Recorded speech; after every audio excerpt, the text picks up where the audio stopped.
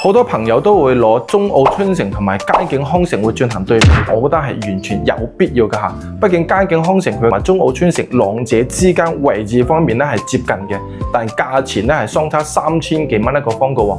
咁包括戶型都係啦，佳景康城佢個東南面最細嘅面積係105方，咁我哋呢度97平方咁就可以攞到㗎啦。特別係佳景康城佢樓間佢係冇我哋中澳春城呢個戶型咁闊嘅，97平方東南面佢個視野係十分之開揚，而且又開闊㗎嘛，係嘛？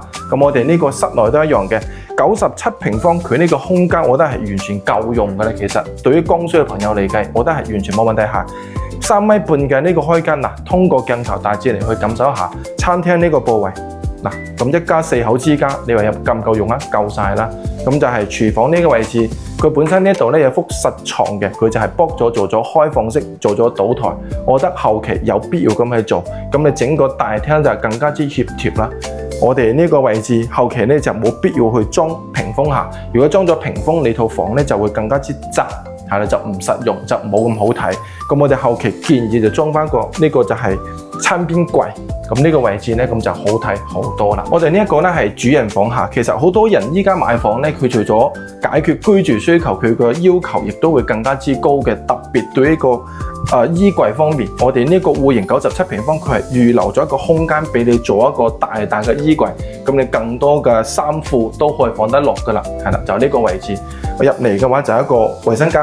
咁我哋呢個衛生間咧，佢就係冇對沖我哋呢個床頭位嘅嚇。咁呢個設計咧，亦都係值得俾個讚俾佢嘅。嗱，咁我哋就係呢個位置放咗一張大床，1.8米嘅大床。呢個咁樣嘅化妝台就冇必要，咁你攞咗過嚟呢一邊咁去用，望翻出去呢個遠景，化起妝入邊覺得更加之靚啦。創意用品間，我哋呢一套真係體現得淋漓盡致下。本身係2間房佢打通咗，但係呢一個空間咁去做，對於享受型嘅朋友嚟計，我覺得亦都係有必要嘅。咁你剛需，如果你唔需要嘅話，你咪留翻住呢幅床，亦都得噶嘛。我哋呢個公區衛生間係做咗3段式啊嘛，乾濕分離嘅。